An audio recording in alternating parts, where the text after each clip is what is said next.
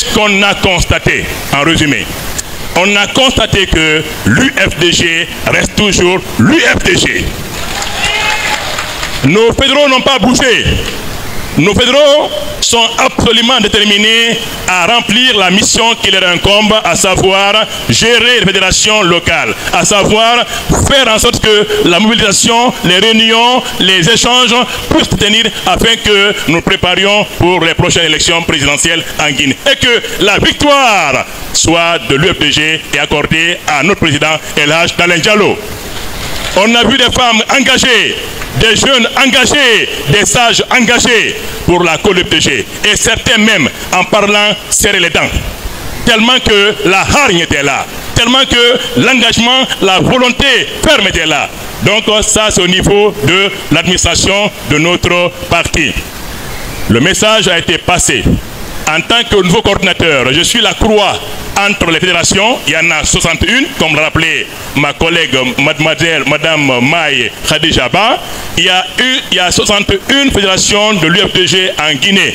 De passage, à titre d'information, il y en a 23 en Afrique, il y en a 15 en Amérique, il y en a 12 en Europe, il y en a 3 en Asie et enfin il y en a une en Australie, ce qui fait un total de 115 fédérations de l'UFDG en Guinée et dans le monde. Nous défions ici tout parti politique guinéen qui puisse avoir une ramification internationale et nationale. Donc l'UFDG est un patrimoine national. Et de grâce, nous ne tentons pas de causer tort à l'UFDG. Parce que l'UFDG n'appartient pas à El Hadj Dalen Diallo, mais l'UFDG est un parti politique qui appartient à la Basse-Guinée, à la Guinée forestière, à la Haute-Guinée et à la Moyenne-Guinée. Et on ne peut pas gérer un pays sans au moins avec un seul parti politique. Je dis bien au moins. Autrement, c'est dangereux que cela soit entendu. Protéger l'UFDG, c'est protéger la Guinée, parce que l'UFDG est l'espoir des Guinéens et des Guinéennes. Donc, nous avons également montré que, au-delà de notre mission de coordinateur, de rassembler, d'écouter les fédérations et d'être leur interlocuteur entre la base, eux, et la direction nationale et le président, nous avons également une oreille attentive face à leurs préoccupations, face à leurs difficultés et à leurs problèmes. Donc, M. Sablaïba est leur petite roue face aux difficultés que la fédération rencontre. D'autres éléments, c'est la mobilisation.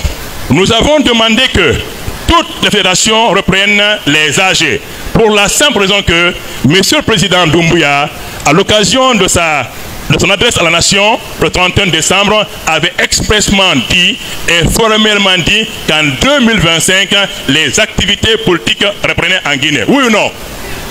Bien évidemment, nous sommes un parti politique, nous avons des bases, nous avons une fédération, nous avons instruit à nos fédérations de recommencer les assemblées générales dans les sections et dans les fédérations.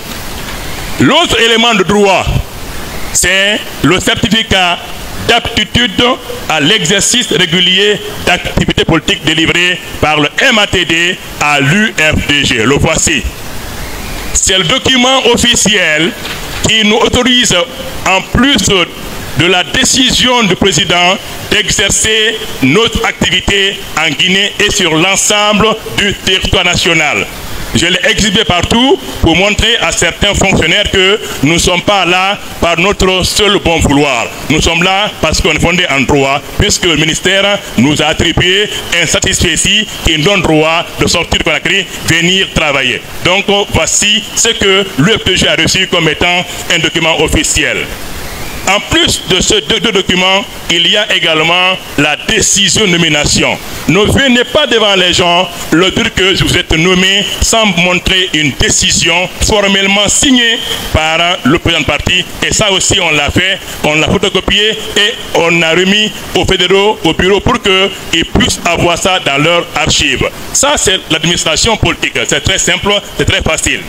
Donc, on a vu des gens, des femmes, des jeunes, qui ont réitéré leur soutien, leur loyauté, leur fidélité à la cause de l'UFDG et leur engagement aux côtés du président El Hadj Mohamed Dalen Diallo. Qu'aucun montant, aucune intimidation, aucune peur, aucune séduction, aucune persuasion ne va les pousser à quitter les rangs de l'UFDG. On a vu des gens engagés, déterminés, mais calmes, bien sûr, puisque le contexte est ce qu'il est. Mais ils sont prêts. Ils attendent que les hostilités politiques soient ouvertes parce que, comme l'a dit Maï, l'UFDG est un parti libéral, républicain, légaliste et démocratique. Notre mission, c'est de servir les Guinéens et de les rassembler autour d'un projet de société, de développement et d'unité nationale. Donc, voilà en partie ce que la mission a pu relever comme constat sur le terrain. Et cela est valable pour l'ensemble des 14 fédérations que nous avons visitées. Les gens sont contents, les gens sont engagés. Alors, 4 points importants ont été quand même relevés. C'est la situation politique du président. Nous avons rassuré que le président est en parfaite santé, mentale et physique, mais également politiquement, il est prêt à continuer la lutte comme il l'a prouvé ici lors de l'AG dernière, ici à Conakry. Ce n'est pas un homme démissionnaire, ce n'est pas un homme qui va décevoir, c'est un homme qui est debout, puisque dans ce monde, ceux qui gagnent, ce ne sont pas ceux qui portent la force, mais ce sont ceux qui restent constants dans leur lutte. L'histoire a prouvé, Mandela, Ouattara, ce sont ceux-là qui gagnent, pas ceux qui sont porteurs de la force. Et Alain Guissé-Lou reste toujours debout, engagé, et parce qu'il est convaincu que ici en Guinée, il sera le futur président de la Guinée. Nous avons rassuré nos militants que le président va rentrer. Aucune raison, quelle qu'elle soit, ne peut empêcher cela. Puisque c'est un homme libre, un homme qui n'a commis aucune infraction, un homme qui ne se reproche de rien.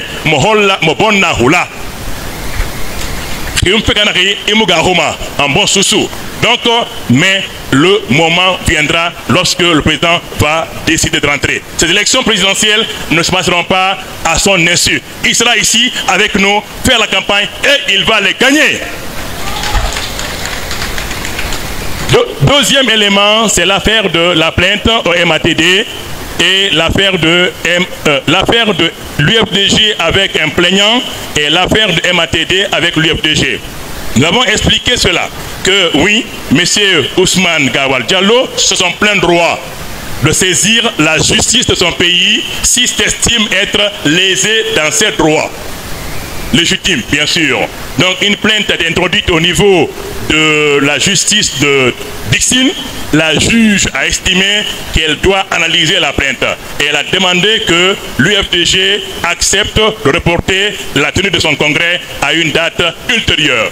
Ce à quoi l'UFDG, n'est-ce pas, a obtempéré en tant que parti légaliste républicain.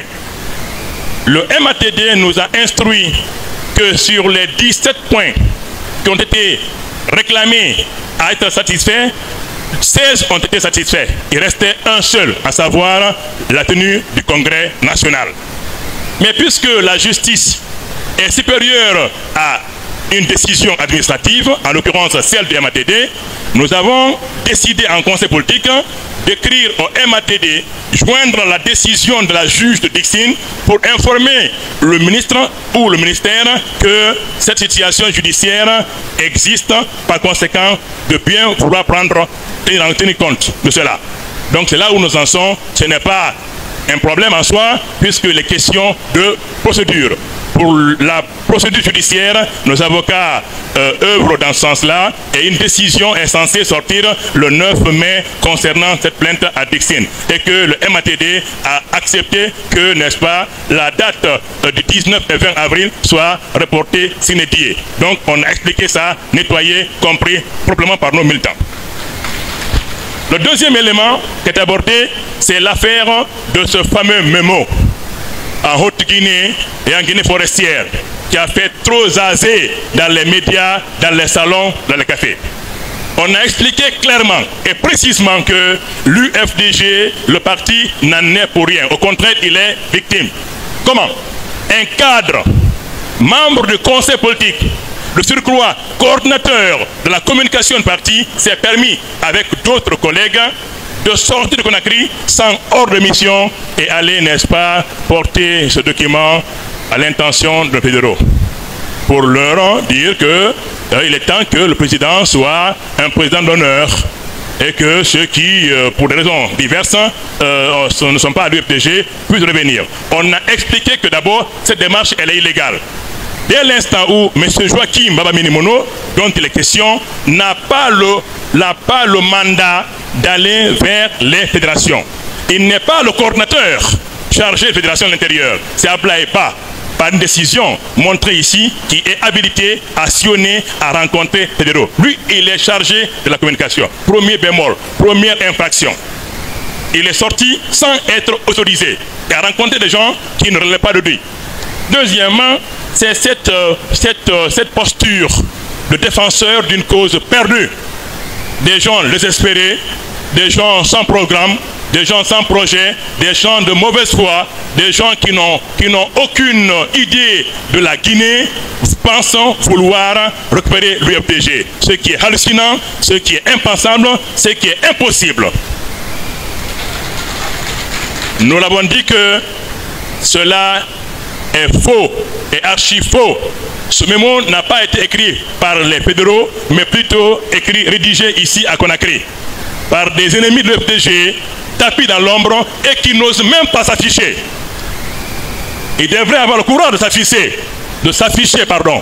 Donc, c'est un petit complot qui a échoué et de rester tranquille, l'affaire réglée, puisque certains fédéraux, et d'ailleurs la plupart des fédéraux, plus les membres des bureaux fédéraux, ont écrit des déclarations purement établies, démentissant, et puis ensuite dénonçant la manœuvre, la tromperie, la manipulation.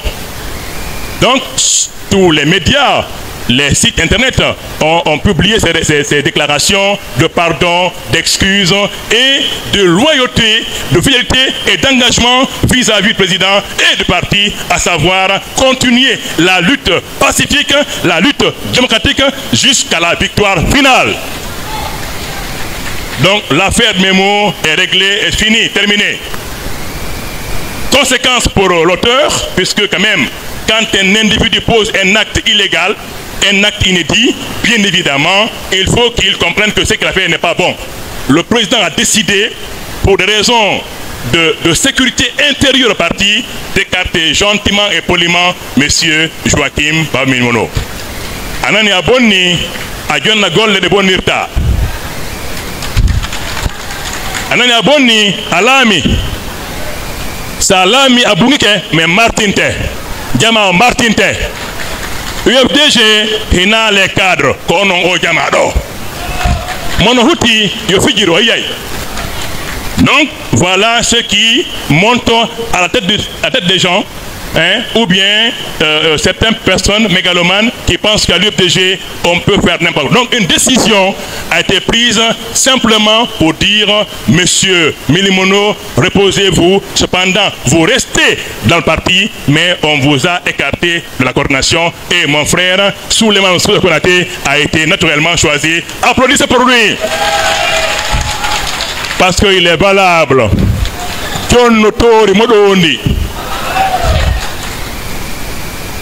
Donc, nous avons ce facteur-là à l'UFDG.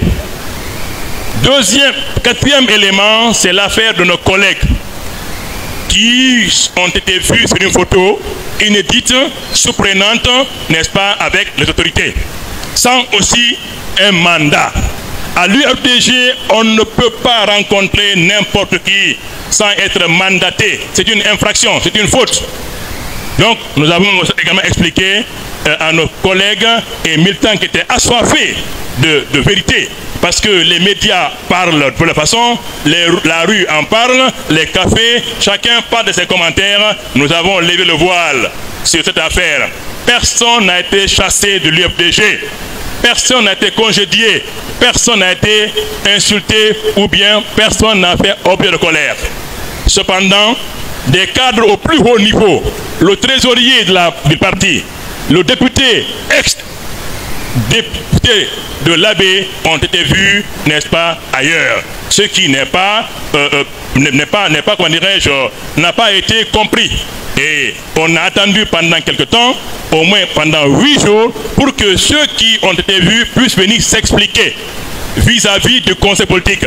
tel n'a pas été le cas, mais puisque le parti, c'est une administration qui doit continuer à travailler, le président a décidé de combler le vide en nommant M. Honorable Kale Moudi Ansané à la trésorerie du parti. Parce qu'il faut que le parti travaille. Deuxièmement, j'ai été également commis comme étant coordinateur Fédération de l'Intérieur pour que ce qu'on a fait là puisse se faire. On est parti, on est revenu avec un réel bonheur, un plaisir immense. On a vu la Guinée profonde, on a vu les gens, on a vu les hameaux, les villas, on a vu les femmes, on a vu les jeunes, on a vu les sages, on a vu la Guinée, la vraie Guinée et la vraie UFDG.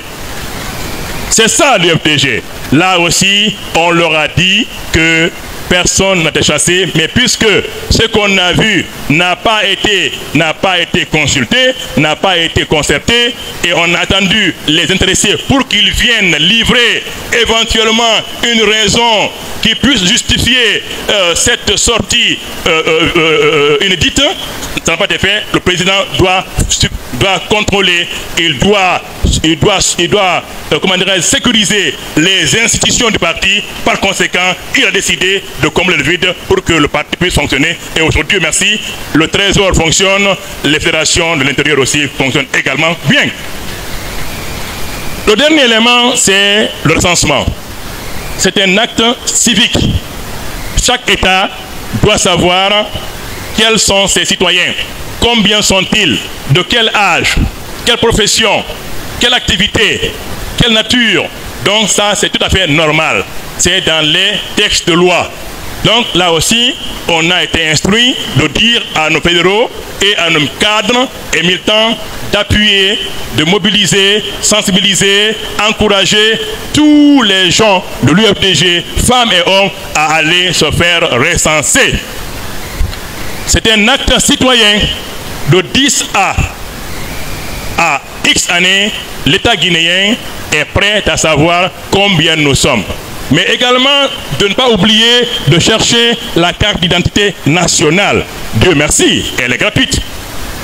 C'est à l'actif du gouvernement guinéen, c'est très bien d'offrir à des pauvres citoyens une carte qui aurait coûté 250 000 ou 300 000. Moi, la mienne, je l'ai faite à 250 000 avant que le décret ne puisse être publié. Là aussi, au nom de la direction nationale, nous avons demandé que nos cadres appuient, mobilisent, sensibilisent les militants pour que chacun ait sa carte d'identité et sa carte électorale pour que, aux élections prochaines, l'UFDG puisse faire le plein de voix.